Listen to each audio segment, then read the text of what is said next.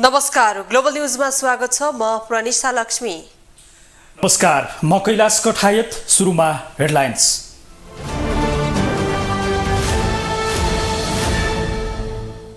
सत्ता साझेदार दल नागरिक उन्मुक्ति सडक आन्दोलनमा जाने धम्की। रेशम चौधरीलाई जन्मकैदको सर्वोच्चको फैसलामा असन्तुष्टि।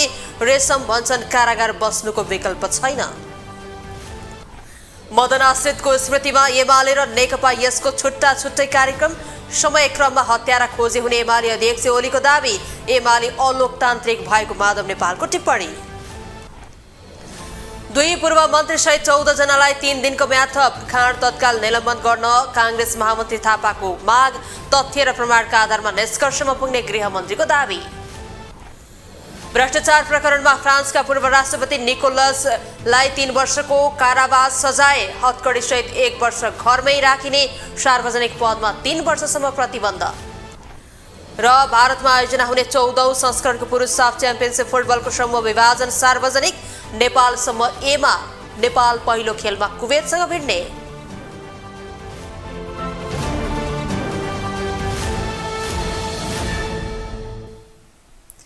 ग्लोबल न्यूज अब विस्तारमा।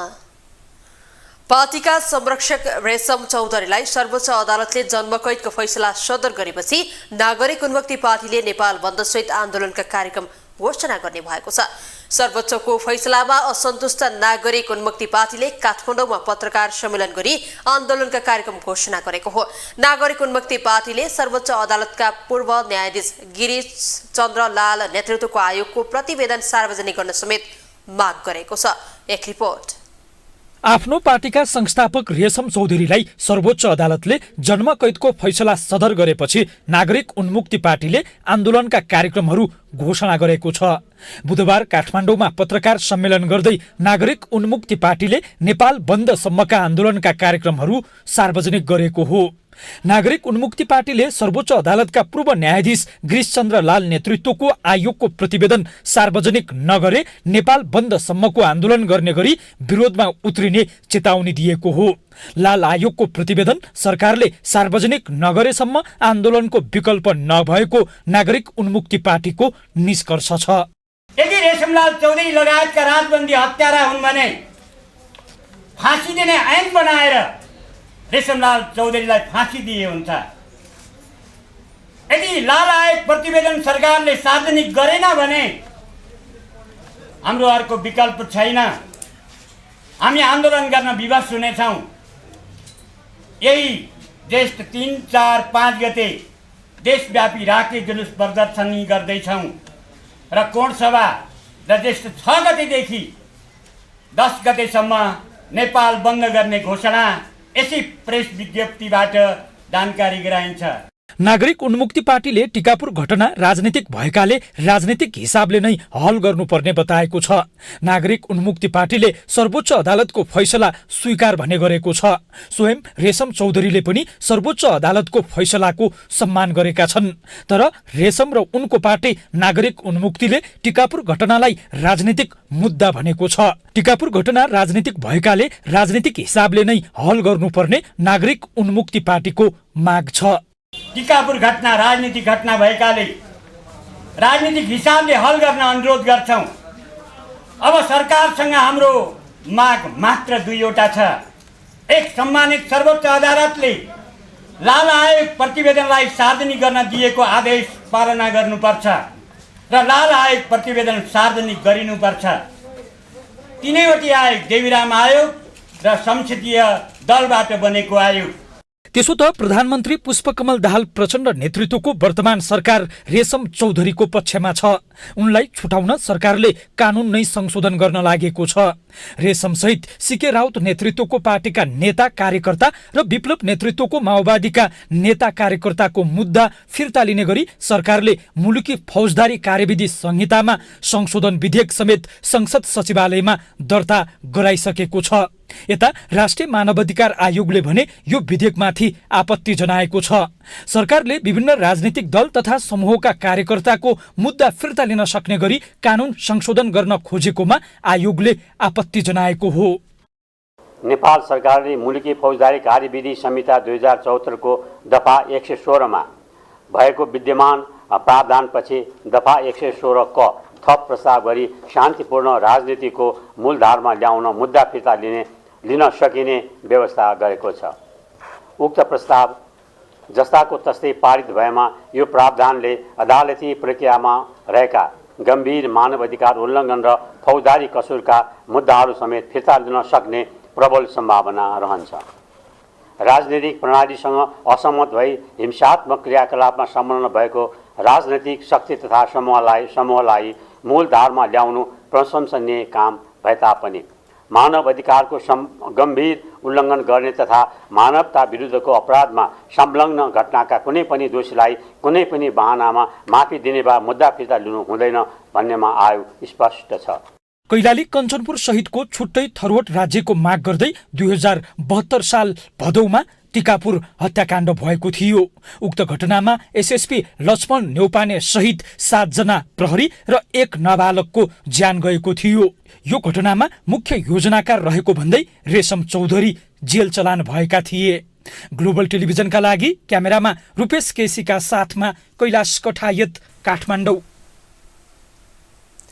जननेता स्वर्गीय मदन भण्डारी र जीवराम आश्रितको 30औं स्मृति दिवस विभिन्न कार्यक्रम गरी मनाइएको छ। नेकपा एमाले र नेकपा एकीकृत समाजवादीले आज विभिन्न कार्यक्रम गरी स्मृति दिवस मनाएका हुन्।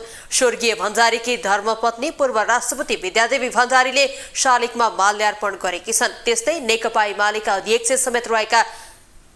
नेकपा एमाले अध्यक्ष ओलीले समेत भण्डारीको शालिगमा माल्यार्पण गरेका छन्। नेपाली कम्युनिस्टका कार्ल मार्क्स भनेर चिनिने भण्डारीको निधन 30 वर्ष अघि सडक दुर्घटनामा भएको थियो।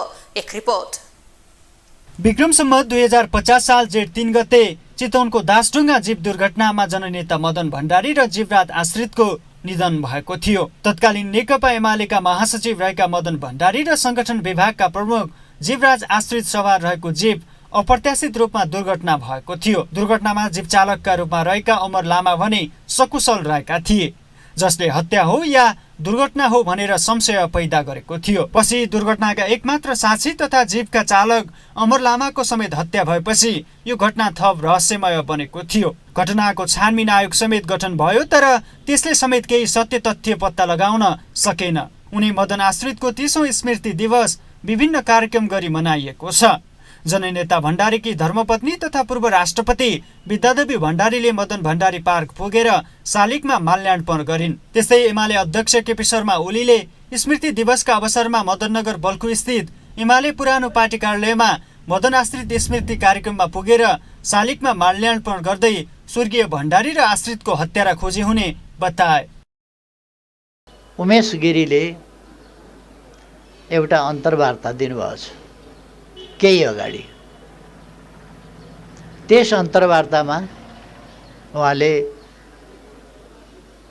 मदन भण्डारीको हत्या गर्ने काम मलाई जिम्मा दिन खोजिएको थियो, तर मैले जिम्मा लिन मानिनँ भनेर खुलस्त पार्नुभएको थियो। नाम तोकेर भन्नुभएको छ, फलानाले बोलाएर मलाई यसो भनेका थिए भनेर। यस सम्बन्धमा समयक्रममा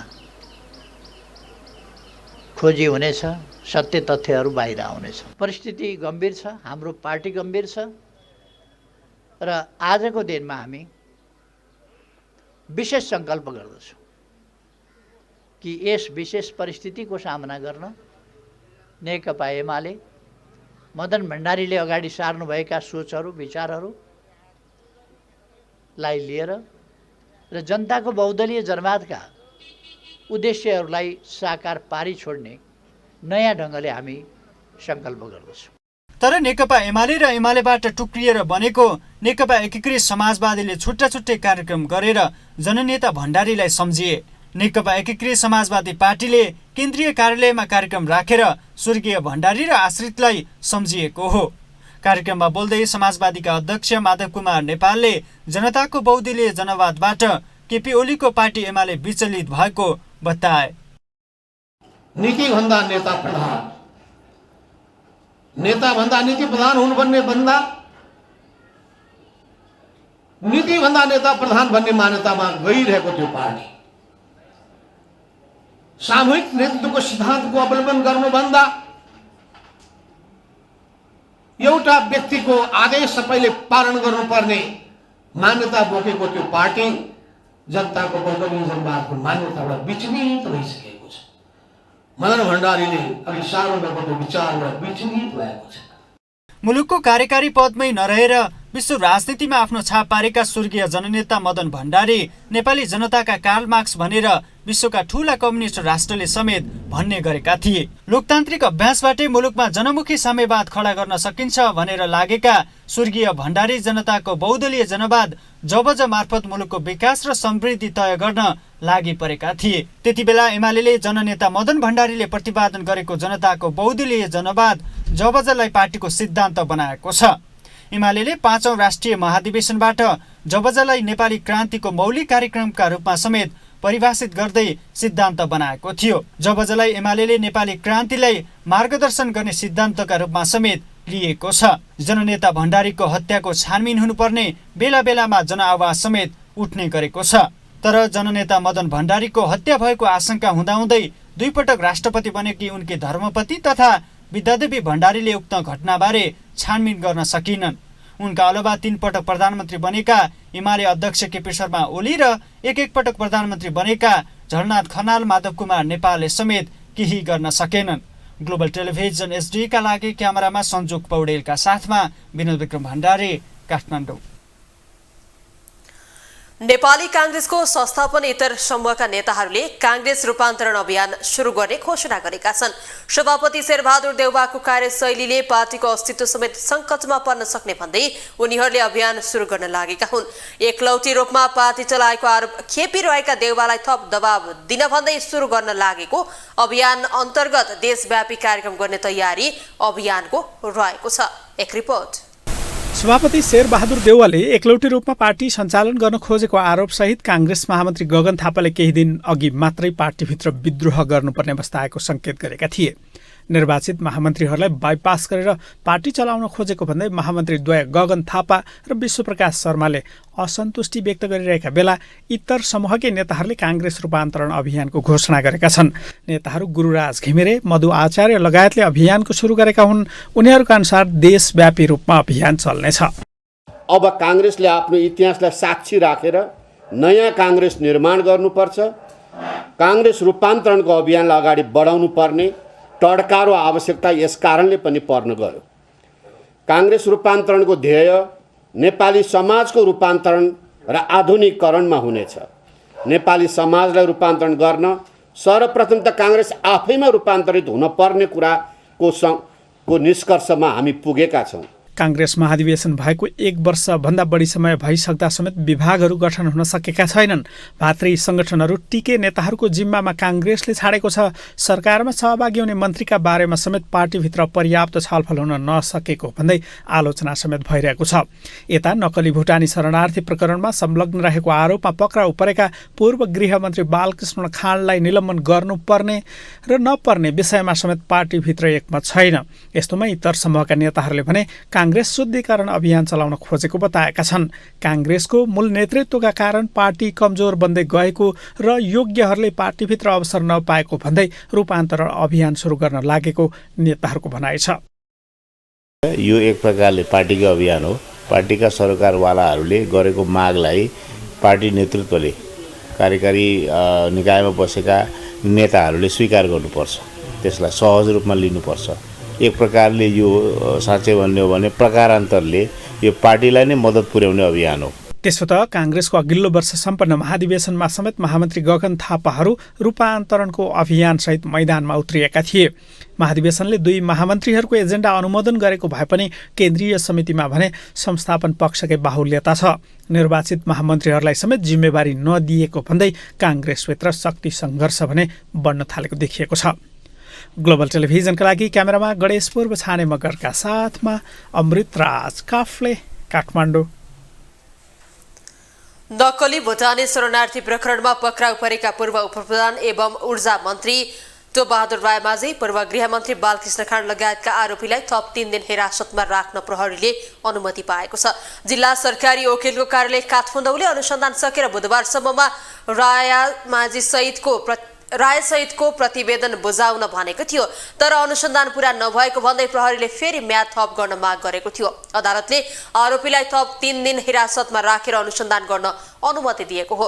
भुटानी शरणार्थी बनाएर अमेरिका पठाइदिन्छु भन्दै असुली गरेको आरोपमा मोरङका केशव दुलाल, ललितपुरका सानु भण्डारी र पाँचथरका टेक गुरुङलाई पक्राउ गरेको थियो। यसको 3 दिनपछि मोरङका सागर राई पनि पक्राउ परेका थिए। उनीहरूको बयानका आधारमा जिल्ला प्रहरी परिसर काठमाडौँले 19 वैशाखमा रामबहादुर थापा बादल गृहमन्त्री हुँदा उनका सुरक्षा सल्लाहकार रहेका इन्द्रजित राईलाई पक्राउ गरेको थियो। यसको भोलिपल्ट 20 वैशाखमा गृह मन्त्रालयका पूर्व सचिव एवं उपराष्ट्रपति कार्यालयका सचिव टेकनारायण पाण्डे पक्राउ परेका थिए। पाण्डेले बयानका क्रममा तत्कालीन गृहमन्त्री खान समेत पक्राउ परेका थिए।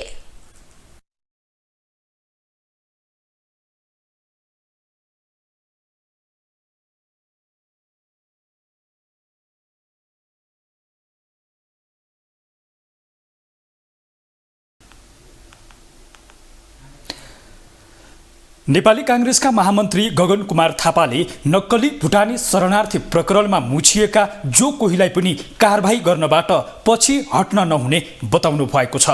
बुधबार काठमाडौँमा आयोजित प्रजातान्त्रिक विचार समाजको 12औं राष्ट्रिय महाधिवेशनलाई सम्बोधन गर्दै उहाँले यस्तो बताउनु भएको हो। उहाँले नक्कली भुटानी शरणार्थी प्रकरणमा कांग्रेस पार्टीबाट नाम जोडिएका नेता बालकृष्ण खानलाई पार्टीले तत्काल निलम्बन गर्नुपर्ने माग गर्नुभयो। उहाँले अनुसन्धानमा पार्टी जोडिनु नहुने र अनुसन्धानबाट दोषी ठहरिए सबैलाई कारबाही हुनुपर्ने बताउनुभयो। महामन्त्री थापाले नक्कली भुटानी शरणार्थी प्रकरण राष्ट्र विरुद्धको अपराध भएको उल्लेख गर्नुभयो। यसले ठिक ठाउँमा उभ्याउन सक्नुपर्छ अनि त्यसले के भन्थ्यो, त्यो पार्टीभित्र भइरहेको सङ्घर्षमा पनि बल पुग्थ्यो। हाम्रो अहिले पनि सङ्घर्ष चलिरहेको छ। अहिले एउटा ठुलो प्रकरणको बारेमा त्यसको बारेमा अहिले भर्खर अघिल्लो वक्ता आदरणीय नेता अर्जुन केसीले चर्चा गर्नुभयो। यो एउटा सन्दर्भ हो, यस्तो सन्दर्भ आइरहेको छ। अहिले हाम्रो पार्टीभित्र बहस छलफल चलिरहेको छ। अहिले चलिरहेको बहसमा एउटा प्रकरण भयो, प्रकरणमा पार्टीको एकजना नेता मुसिनु भयो। नेता मुसिसकेपछि विधिको शासन भएको ठाउँमा कानुनी प्रक्रियामा सबैले विश्वास गर्नुपर्छ।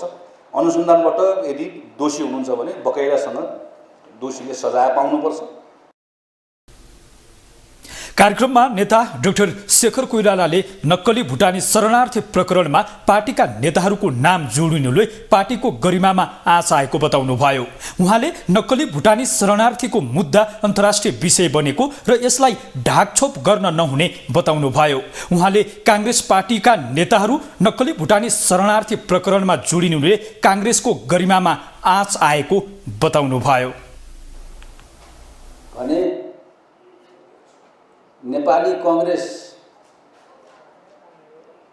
अवस्था के हुन्छ त्यो त म भन्न सक्दिनँ। अहिले अप्ठ्यारै परिस्थितिमा नेपाली कांग्रेस गइहाल्छ, तर देशकै अवस्था पनि नाजुक भएर जान्छ। किनभने यो मुद्दा तपाईको नेपालभित्र मात्रै सीमित छैन। अब यो मुद्दा अन्तर्राष्ट्रियकरण भइसकेको छ। नेता कोइरालाले देशको अर्थतन्त्र दयनीय रहेको बताउनुभयो। उहाँले मिश्रित निर्वाचन प्रणालीले कसैको बहुमत नआउने भएकाले निर्वाचन प्रणाली परिवर्तन गर्न जरुरी रहेको बताउनुभयो।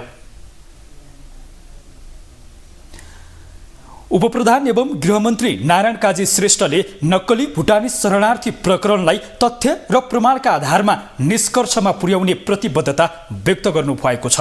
बुधबार मन्त्रालयमा नेकपा एकीकृत समाजवादीका नेता तथा कार्यकर्ताहरूले नक्कली शरणार्थी प्रकरणको सत्य तथ्य छानबिन गरी दोषी उप कारबाहीको माग गर्दै बुझाएको ज्ञापन पत्र ग्रहण गर्दै उहाँले यस्तो प्रतिबद्धता जनाउनु भएको हो।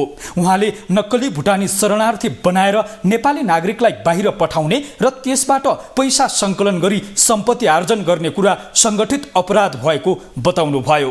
उहाँले यो अपराधमा संलग्न जो कोहीलाई पनि कारबाहीको दायरामा ल्याउने बताउनुभयो। उहाँले भ्रष्टाचार नियन्त्रणका लागि सरकार प्रतिबद्ध रहेको र भ्रष्टाचार नियन्त्रण नभएसम्म समृद्धिको लक्ष्य हासिल हुन नसक्ने बताउनुभयो।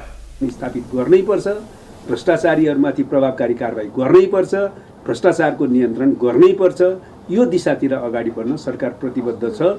यही अनुरूप नै अहिले हामीले आफ्नै देशको नागरिकलाई अनागरिक बनाएर, अर्काको देशको शरणार्थी बनाएर विदेशमा पठाएर पैसा सङ्कलन गरेर आफ्नो जीवन चाहिँ व्यतीत गर्ने, सुखद जीवन व्यतीत गर्ने, वैभवशाली जीवन व्यतीत गर्ने उद्देश्यका साथ जुन प्रक्रिया अगाडि बढायो यसलाई छुट दिने विषय हुन सक्छ। उहाँले कुनै पनि भ्रष्टाचारका प्रकरणहरू निष्पक्ष भएर छानबिन गर्ने र कुनै पनि दबावमा वा कुनै पनि अवाञ्छित प्रभावबाट सरकार प्रभावित नहुने बताउनुभयो। नेकपा एकीकृत समाजवादीको तर्फबाट पार्टी उपमहासचिव जगन्नाथ खतिवडा सहितको टोली गृहमन्त्रीलाई ज्ञापन पत्र बुझाउन पुगेको थियो। राष्ट्रिय प्रजातन्त्र पार्टीले उच्च पदस्थ राजनीतिक व्यक्ति र कर्मचारीहरूको सम्पत्ति छानबिन गर्न उच्च स्तरीय स्वतन्त्र नागरिक आयोग गठन गर्न माग गरेको छ। जेठ 1 गतेदेखि 3 गतेसम्म काठमाडौँमा बसेको राप्रपाको केन्द्रीय समिति बैठकले 2046 पछिका उच्च पदस्थ राजनीतिक लाभको पदमा रहेका व्यक्ति र कर्मचारीहरूको सम्पत्ति छानबिन गर्न उच्च स्तरीय स्वतन्त्र नागरिक आयोग गठन गर्न सरकारसँग माग गरेको हो। नक्कली भुटानी शरणार्थी प्रकरणका दोषीलाई कारबाही गर्न पनि राप्रपाले माग गरेको छ। बैठकको निर्णय जानकारी गराउँदै राप्रपाका अध्यक्ष राजेन्द्र प्रसाद लिङ्गदेनले क्यान्टोनमेन्ट घोटाला, ललिता निवास जग्गा काण्ड, एनसिएल प्रकरण, व्हाइट बडी काण्ड लगायतका विभिन्न कालखण्डमा भएका भ्रष्टाचारका काण्डहरूको पनि फाइल खोल्न माग गरिएको बताउनुभयो। जुन प्रपञ्च रचियो त्यसमा फेला परेका सबै दोषीहरू र अन्य दोषीहरू समेतको खोजी तलासी गरेर सशक्त कारबाही गर्नको लागि सरकारसँग माग गर्ने निर्णय गरेका छौँ। दोषीहरूलाई कारबाही गर्ने नाममा विगतका ठुल्ठुला भ्रष्टाचार काण्डहरूमा दोषीहरूलाई विभिन्न बहानामा उन्मुक्ति दिए जस्तै यो घटनामा पनि दोषीहरूलाई उन्मुक्ति दिनु हुँदैन। यो केवल अङ्गको भ्रष्टाचार मात्र होइन, यो सामान्य ठगी मात्र होइन, राज्य विरुद्धको अपराध हो, सङ्गठित अपराध हो। उहाँले राप्रपाको संगठन संरचनामा स्थानीय तहदेखि केन्द्रको माथिल्लो तहसम्म 40 वर्ष मुनिका युवाहरूको सहभागितालाई सुनिश्चित गर्ने र सबै कमिटीहरूमा कम्तीमा 33% महिलाको सुनिश्चितता गर्ने निर्णय भएको पनि जानकारी दिनुभयो। राप्रपाले सरकारी कर्मचारीहरूको संगठन नबनाउने, विद्यार्थी संगठनलाई शैक्षिक मुद्दामा मात्र केन्द्रित संगठन बनाउने र आगामी निर्वाचनमा उम्मेद्वारको छनौट प्रक्रियामा प्राइमेरी इलेक्सनबाट छनौट भएर आउने व्यवस्था गर्ने निर्णय पनि गरेको छ। नेपाली कांग्रेसका महामन्त्री गगन थापालाई उनका समर्थकले भविष्यमा देश र पार्टीको नेतृत्व सम्हाल्न सक्ने खुबी भएको नेताका रूपमा हेर्ने गर्छन्, तर पछिल्लो समय उनले पार्टी नेतृत्वसँग चट्टानी अडान लिन नसकेको गुनासो गर्नेहरूको जमात बढेको छ। उनका आलोचकहरू समेत गगन पदाधिकारी बैठकमा चुइक्क नबोल्ने तर सामाजिक सञ्जालबाट भने पार्टी विरुद्ध खनिने गरेको आरोप लगाउन थालेका छन्। एक रिपोर्ट। नेपाली कांग्रेसका महामन्त्री गगन थापाले पार्टीभित्र छोटो समयमै पाएको पदीय उपलब्धि लोभलाग्दो छ। युवा उमेर, भ्रष्ट व्यक्तित्व र पार्टी नेतृत्वसँग अडान लिन सक्ने विशेषताका कारण पार्टीभित्र र बाहिर उनको प्रशंसा गर्नेहरूको जमात ठूलो छ। तर पछिल्लो समय भने उनको कार्यशैली चित्त नबुझाउनेहरू बढेका छन्। पार्टीका बैठकहरूमा चुइक्क नबोल्ने तर फेसबुक र ट्विटर जस्ता सामाजिक सञ्जालबाट आक्रोश पोख्ने गगनमाथि फेसबुके नेताको आरोप समेत लाग्न थालेको छ। प्रधानमन्त्री पुष्पकमल दाहालको मन्त्रीमण्डलमा आफू पक्षीय नेतालाई मन्त्री बनाउन नसकेपछि गगनले फेसबुकमा स्ट्याटस लेखे, अब त अति भयो। उनको स्ट्याटसले राजनीतिक वृत्तमा खूब चर्चा पायो। अधिकांशले सकारात्मक प्रतिक्रिया दिए पनि उनका आलोचकहरूले यो स्ट्याटसमाथि खिसिटुरी गरे। पार्टी नेतृत्वमाथिको असन्तुष्टिको रोष सामाजिक सञ्जालमा प्रकट गर्नुभन्दा पार्टीकै बैठकमा राख्न उनीहरूले गगनलाई आग्रह गरे। हुन पनि गगन एकपछि अर्को गर्दै पार्टी नेतृत्व विरुद्ध फेसबुक र ट्विटरमा स्ट्याटस लेख्दै आएका छन्। कांग्रेस प्रवक्ता डाक्टर प्रकाश शरण महत पार्टी नेतृत्व प्रतिका असन्तुष्टि फेसबुक र ट्विटरमा प्रकट गर्नुको कुनै अर्थ नहुने बताउँछन्। पहिलो कुरा त यो पदाधिकारीहरू बैठकमा यस्तो कुरा उहाँहरूले उठाउनु भएको छ होइन, बाहिर ती कुराहरू कसरी आए जुन कुरो त्यहाँ उठ्या छैन भनेपछि त्यसमै म चाहिँ यो अचम्म मलाई लागिरहेछ। त्यहाँ छलफलमा धेरै छलफलमा म पनि सहभागी भएको छु, त्यसमा यी कुराहरू चाहिँ उठ्या छैन भनेपछि यो बाहिर उहाँहरूकै नाउँमा कसैले अब सम्प्रेषण गरे हो कि के हो कसरी तपाईँले थाहा पाउनुभयो त्यो मलाई चाहिँ थाहा भएन। जहाँसम्म हाम्रो यो कसले के गरे भन्ने विषय छ। राजनीतिक विश्लेषक पुरञ्जन आचार्य पनि गगनको कार्यशैलीप्रति असन्तुष्ट छन्। राजनीतिमा गगनले अझै परिपक्वता देखाउन बाँकी रहेको उनको भनाइ छ। गगनमा अझै विद्यार्थी नेताको धङधङी देखिएको आचार्यको आरोप छ। राजनीतिक भविष्य थप बलियो बनाउन गगनले कार्यशैलीमा अझै सुधार गर्नुपर्ने उनको सुझाव छ। अभिव्यक्तिहरू चाहिँ बाहिर आइरहेका छन्, त्यसले अब पक्कै पनि हेर्नुहोस्, मलाई यस्तो कुराको चाहिँ मलाई थाहा छ क्या, जब तपाईँ राजनीतिमा लाग्नुहुन्छ र तपाईँसँग ठुलो मिसन छैन भने, तपाईँ सानोतिनो मिसन लिनुहुन्छ भने कहिले पनि समूह त्यो टिक्दैन। त्यो सानो कुरामा तपाईँको पर्समा चाहिँ किन 1000 रुपियाँ छ, मेरो पर्समा किन 500 छ भने त्यो पनि झगडा गर्ने कारण भइहाल्छ। तपाईँले चाहिँ नेभी सङ्घमा 2टा हाल्नुभयो, महिला सङ्घमा 2टा हाल्नुभयो, मलाई सोध्नु भएन। अब फोनै मेरो चाहिँ अनि अर्कोले भनिदिन्छ तेरो फोनै उठेन भनिदिन्छ, अनि फोन नउठ्नु झगडाको लागि। जब तपाईँ सानो आफ्नो मिसन पोस्ट ठुलो छ, जनताको र पार्टीको एक्सपेक्टेसन पनि ठुलो छ, तर तपाईँको चित्त सानो छ र सानो कुरामा तपाईँ चाहिँ कि ठुलो मिसनमा तपाईँहरू हिँड्ने हाइवे बनाउनु हुन्न भने। गगन निकटका नेताहरू भने उनको कार्यशैलीको बचाउ गर्छन्। उनीहरूले गगनलाई नेपाली कांग्रेसको भावी नेतृत्वको रूपमा हेरिरहेका छन्। पार्टीको अहिलेको नेतृत्वको कमी कमजोरीका कारण पार्टी कमजोर भएको ठानेका उनीहरूले गगनकै नेतृत्वमा अब कांग्रेस बलियो हुने आशा देखेका छन्। पार्टीको जुन यो बीचको यो महाधिवेशन यताका झन्डै 2 वर्षको समयले 1.5 वर्षको समयले देशलाई सहज निकास पनि नदिए जस्तो पार्टीको परम्परागत स्पेस पनि खुम्चिएको र त्यसलाई त्यो पार्टी सङ्कटमा पुगेको अवस्थाको फिल भइसकेपछि एक्सनमा पनि जान अप्ठ्यारो फिल भइसकेपछि उहाँले पार्टीभित्र पनि आफ्नो दायरा फराकिलो पार्नेछ। के अरे त्यो उहाँले पार्टीभित्र पनि आफ्नो दायरा फराकिलो पार्नुपर्नेछ र पार्टी बाहिरको शुभचिन्तकहरूलाई पनि जोगाइराख्नु पर्नेछ, जसले परम्परागत रूपमा रुखचिन्हलाई भोट दिन्थे र उहाँहरूलाई देखेर काङ्ग्रेसकोमा अझै विश्वास गरिरहेका छन्। नेपाली राजनीतिमा गगनको उडानको कथा प्रेरणादायी छ।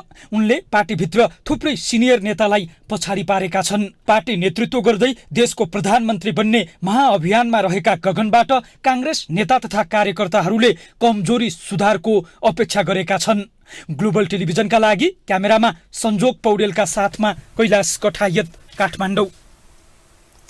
सरकारले लामो दूरीमा चल्ने सवारी साधनको भाडा दर घटाएको छ। नेपाल आयल निगमले मंगलबार राति 12 बजेबाट लागू हुने गरी डिजेलको मूल्य घटाएपछि लामो दूरीका सवारी साधनको भाडा दर पनि घटेको हो। यातायात व्यवस्था विभागले यात्रुवाहक र मालवाहक सवारी साधनको नयाँ भाडा दर समेत सार्वजनिक गरेको छ। एक रिपोर्ट। सरकारले लामो दूरीमा चल्ने सवारी साधनको भाडा दर घटाएको छ। नेपाल आयल निगमले मंगलबार रातिबाट लागू हुने गरी डिजेल र मट्टीतेलको मूल्य घटाएसँगै लामो दूरीका सवारी साधनको भाडा दरको नयाँ मूल्य सूची सार्वजनिक गरेको हो। डिजेलको मूल्य घटेसँगै यात्रुवाहक सवारीमा 3.20% मूल्य घटेको छ। त्यस्तै पहाडी बाटोमा सञ्चालन हुने मालवाहक सवारीको 4.19% भाडा घटेको छ भने तराईको बाटोमा सञ्चालन हुने मालवाहक सवारीको भने 4.65% भाडा घटेको छ। पहाडी बाटोमा को सञ्चालन हुने मालवाहक सवारी साधनमा 4.19 त्यो चाहिँ पर्सेन्टेजमा गयो, 4.19 होइन। त्यसै गरेर तराईको बाटोमा मालवाहक सवारी साधनको 4.65 गयो, 4.65। यात्रुवाहक सवारी साधनमा 3.20 तपाईँहरूसँग आयल निगमको प्रश्न आएको छ। जो यो आएको छ त्यही अनुसारको चाहिँ भाडा के भन्छ भने पेट्रोलियम पदार्थको जो 10 रुपियाँ जो घटेर आएको छ त्यही बमोजिमको भाडा यात्रुवाहकमा 3.20 यो यही आधारले पर्सेन्टेजको आधारले जो आएको छ र मालवाहक यात्रुवाहकमा यसरी नै जान्छ अन्तर परदेशीको हकमा। अब रह्यो परदेशको हकको कुरा, परदेशले यो किन ढिला गरेको हो? यो लिङ्गरिङ भइरहेको छ। यो लिङ्गरिङ किन भएको छ भने जनमानसमा देख्दा त पेट्रोलियम पदार्थको मूल्य चाहिँ घटेको छ, भाडा त 17 रुपियाँ घटाउनु पर्ने। इन्धनको मूल्य बढ्दा भाडा दर बढ्ने र मूल्य घट्दा भाडा दर पनि घट्ने गर्दछ। सवारी साधनको भाडा दरमा मूल्य समायोजन हुँदा सम्बन्धित यातायात व्यवस्थाले समायोजन भएको मूल्य विपरीत भाडा असुलेमा कारबाही हुने यातायात व्यवस्था विभागको भनाइ छ। कारवाही हुन्छ, त्यो पक्कै हुन्छ। किनभने चाहिँ अब नेपाल सरकारले तोकिसकेको भाडादरभन्दा बढी भाडा लियो भने त यातायात व्यवस्था ऐनमै प्रश्नमा उल्लेख भएको अवस्था छ। कस्तो खालको कारवाही हुने भन्ने कुराहरू होइन, त्यो चाहिँ हाम्रो दैनिक सवारी अनुगमन पनि हुन्छ। हाम्रो नेपाली ट्राफिक प्रहरीले पनि त्यो अनुगमन गरिरहेको अवस्था हुन्छ। यो हुने बित्तिकै हामीले उहाँहरूलाई पनि जानकारी गराइसकेका छौँ। आज भाडा समायोजन भएको छ भन्ने हिसाबले आज बिहान मात्रै हाम्रो उहाँहरूसँग कुरा भएको हो। तर यसमा चाहिँ व्यवसायी यातायात व्यवसायी साथीभाइहरू सबैले चाहिँ सहयोग गरेको अवस्था छ। अहिलेसम्म चाहिँ त्यस्तो देखिएको छैन। विभागले इन्धनको मूल्य 5% बढेमा वा घटेमा भाडा समायोजन गर्दै आएको छ। यातायात व्यवस्था विभागले लामो दूरीमा चल्ने सवारी साधनको भाडामा समायोजन भएको भाडा दर बुधबारदेखि नै लागू हुने जनाएको छ। ग्लोबल टेलिभिजनका लागि क्यामेरामा संजोग पौडेलका साथमा सुनिता दासकोटा, काठमाडौँ। नेपाल वायु सेवा निगमले चालू आर्थिक वर्षमा 1 अर्ब नाफा कमाएको छ। त्यसबाहेक नाफाकै रकमबाट निगमले 2 अर्ब 54 करोड ऋण पनि तिरेको छ। सधैँ घाटाको व्यापार गर्दै आएको निगमले अहिले भने आफ्नै आम्दानीबाट नयाँ विमान थप्ने तयारी समेत गरेको छ। आन्तरिक उडानका लागि निगमले जहाज खरिदको प्रक्रिया सुरु गर्न लागेको हो। एक रिपोर्ट। नेपाल एयरलाइन्सले 1 अर्ब रुपैयाँ नाफा आर्जन गरेको छ। आर्थिक वर्ष 2078 र 79 को प्रारम्भिक तथ्याङ्क अनुसार नेपाल वायु सेवा निगमले 1 वर्षमा 1 अर्ब नाफा कमाएको हो। नेपाल एयरलाइन्सले नाफा कमाएको यो धेरै समयपछि पहिलो पटक हो। यसै आर्थिक वर्ष 2078 र 79 को चैत्र मसान्तभित्र नेपाल एयरलाइन्सले सञ्चय कोष र नागरिक लगानी कोषको तिर्नुपर्ने ऋण दायित्व मध्येको 2 अर्ब 94 करोड रकम पनि तिरेको छ। सधैँ घाटामा सञ्चालन हुँदै आएको निगम फाइदामा जानुको कारण भने यसको योजना र कार्यान्वयन नै प्रमुख भएको नेपाल वायु सेवा निगमका प्रवक्ता रमेश पौडेलको भनाइ छ। पछिल्लो समयमा निगम आर्थिक सुदृढीकरणको बाटोतर्फ लागेको छ। यसको ज्वलन्त उदाहरण गएको आर्थिक वर्ष 2078-79 मा निगमको प्रारम्भिक लेखा परीक्षणको रिपोर्ट अनुसार अन्तिम प्रतिवेदन आउन बाँकी छ। प्रारम्भिक रिपोर्ट अनुसार 1 अर्ब सञ्चालन नाफा निगमले कमाएको छ। नाफा कमाउन सफल भएपछि वायु सेवाले आफ्नै कमाईबाट नेपालको दुर्गम क्षेत्रका लागि उडान भर्न 3वटा जहाज किन्ने तयारी समेत गरेको छ, जुन निगमले आफ्नै स्रोतबाट किन्न लागेको हो। यसबाहेक निगमले अस्ट्रेलिया, दक्षिण कोरिया लगायतका देशमा सिधा हवाई उडानको तयारी समेत सुरु गरेको छ। नेपाल वायु सेवा निगमले युरोपमा उडान गर्ने गर्थ्यो पहिले, र धेरै समय जहाजको अभावले गर्दा दिन सकेको थिएन।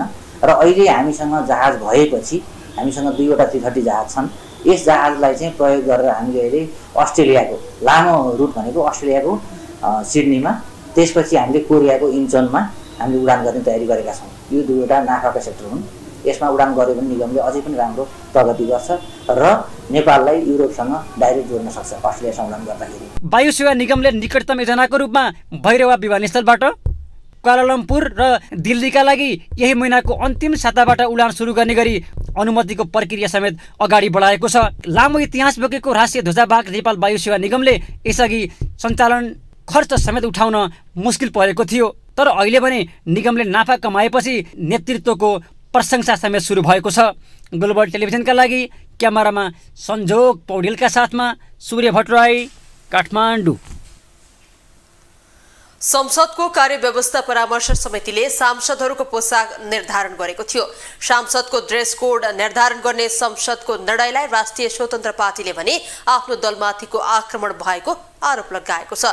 कानुन निर्माण गर्ने थलोका रूपमा रहने संसदको आफ्नै मर्यादा छ, तर पोसाक निर्धारण गर्दा भने आलोचना सुरु भएको छ। एक रिपोर्ट।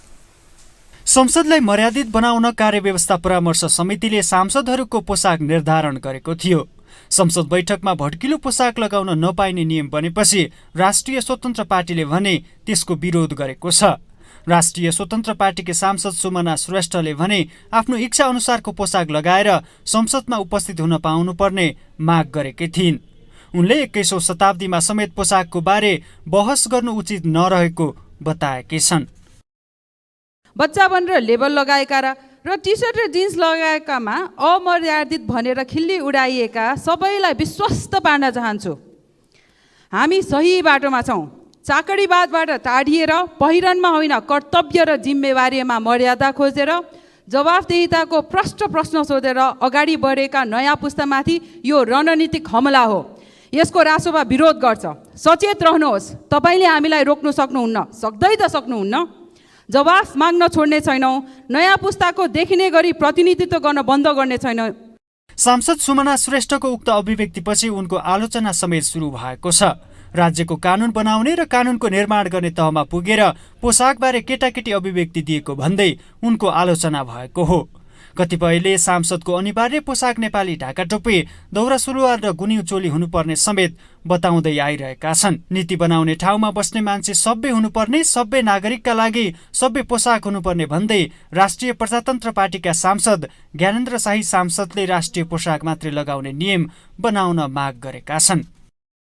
वास्तवमा हामी नेपालभित्र छैनौँ कि जस्तो पनि महसुस भयो, किनभने यो देश नेपाल हो, हामी नेपालका सांसद हौँ।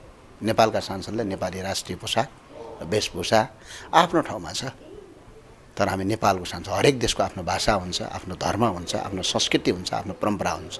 हरेक देशमा आफ्नो राष्ट्रिय पोसाक हुन्छ। हामीले आफ्नो राष्ट्रिय पोसाक, हाम्रो राष्ट्रिय गान छ, हाम्रो राष्ट्रिय झन्डा छ, हाम्रो राष्ट्रिय जनावर छ, हाम्रो राष्ट्रिय निशान छाप चिन्ह छ, त के आज राष्ट्रिय पोसाक के हो? यो कुराको क्वेसन चिन्ह खडा हुन्छ। त्यो देख्न पाइएन।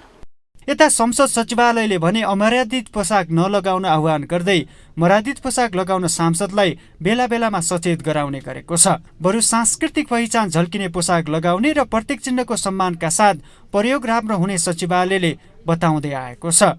त्यसो त संसदका आफ्नै नियमहरू हुन्छन्। संसद नियमावलीमा संसदमा बोल्न मिल्ने भाषादेखि कुनै पनि सांसदले सम्बोधन गरिरहेका बेला अगाडिबाट हिँड्न नमिल्ने लगायतका नियमहरू पनि छन्। त्यसबाहेक संसद बैठकभित्र गर्न नहुने आचरण समेत नियमावलीले समेटेको छ। पोसाकका बारेमा आलोचना सुरु भएपछि निर्धारण गरिएकै पोसाकका बारेमा समेत रासोपाले आलोचना गरेको हो। ग्लोबल टेलिभिजन HD का लागि क्यामेरामा रूपेश केसीका साथमा विनोद विक्रम भण्डारी, काठमाडौँ। अब इन्टरनेशनल न्यूज।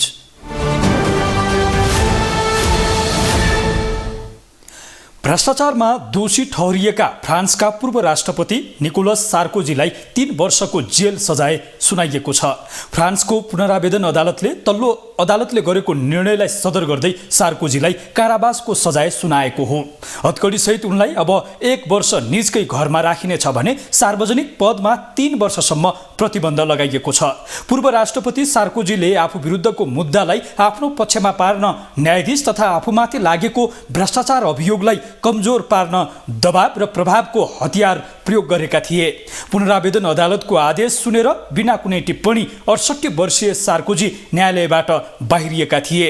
उनका वकिलहरूले पुनरावेदन अदालतको निर्णय विरुद्ध सर्वोच्च अदालतमा अपिल गरिने बताएका छन्। सन् 2007 देखि 2012 सम्म राष्ट्रपति रहेका सार्कोजी पदबाट बाहिरिने बित्तिकै कानुनी झमेलामा फसेका थिए। अब स्पोर्ट्स न्यूज।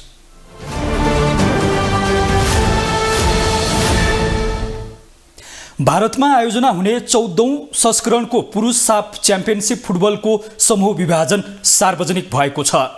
दक्षिण एसियाली फुटबल महासंघ साफले बुधबार च्याम्पियनसिपको समूह विभाजन सार्वजनिक गरेको हो। समूह विभाजन अनुसार नेपाल समूह ए मा परेको छ। नेपालको समूहमा साबिक विजेता भारत, कुवेत र पाकिस्तान रहेका छन्। समूह बी मा लेबनान, मालदिभ्स, भुटान र बंगलादेश रहेका छन्। साफ च्याम्पियनसिप असार 6 देखि 18 गतेसम्म बेंगलुरुमा हुनेछ। यस संस्करणको च्याम्पियनसिपमा नेपाल सहित आयोजक भारत, बंगलादेश, कुवेत, लेबनान, भुटान, पाकिस्तान र मालदिभ्सले सहभागिता जनाउने भएका हुन्। फिफाको प्रतिबन्धका कारण यस संस्करण श्रीलङ्काले खेल्ने छैन, तर कुवेत र लेबनानले आमन्त्रित टोलीको रूपमा खेल्नेछन्। फुटबलको उद्घाटन खेलमा नेपाल र कुवेत बीच प्रतिस्पर्धा हुने भएको छ। खेल तालिका अनुसार उद्घाटन खेलमा नेपाल र कुवेत भिड्ने भएका हुन्। असार 6 गते हुने नेपाल र कुवेत बीचको उद्घाटन खेल नेपाली समय अनुसार पौने 4 बजेबाट सुरु हुनेछ। दोस्रो खेलमा नेपालले 9 असारमा आयोजक भारतसँग खेल्नेछ। तेस्रो तथा समूह चरणको अन्तिम खेलमा 12 असारमा नेपालले पाकिस्तान विरुद्ध खेल्नेछ।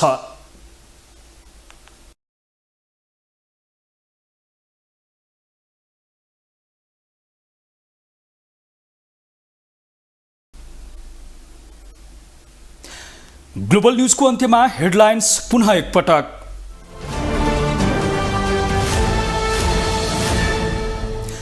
सत्ता साझेदार दल नागरिक उन्मुक्तिको सडक आन्दोलनमा जाने धम्की, रेशम चौधरीलाई जन्मकैदको सर्वोच्चको फैसलामा असन्तुष्टि। रेशम भन्छन् कारागार बस्नुको विकल्प छैन। मदन आश्रितको स्मृतिमा एमाले र नेकपा यसको छुट्टा छुट्टै कार्यक्रम। समयक्रममा हत्यारा खोजी हुने एमाले अध्यक्ष ओलीको दाबी। एमाले अलोकतान्त्रिक भएको माधव नेपालको टिप्पणी। दुई पूर्व मन्त्रीसहित 14 जनालाई 3 दिनको म्याद थप खाँड तत्काल निलम्बन गर्न काङ्ग्रेस महामन्त्री थापाको माग। तथ्य र प्रमाणका आधारमा निष्कर्षमा पुग्ने गृहमन्त्रीको दाबी। भ्रष्टाचार प्रकरणमा फ्रान्सका पूर्व राष्ट्रपति निकोलस सार्कोजीलाई 3 वर्षको कारावास सजाय। हत्कडीसहित 1 वर्ष घरमै राखिने। सार्वजनिक पदमा 3 वर्षसम्म प्रतिबन्ध। र भारतमा आयोजना हुने 14औं संस्करणको पुरुष साफ च्याम्पियनसिप फुटबलको समूह विभाजन सार्वजनिक। नेपाल समूह एमा नेपाल पहिलो खेलमा कुवेतसँग भिड्ने।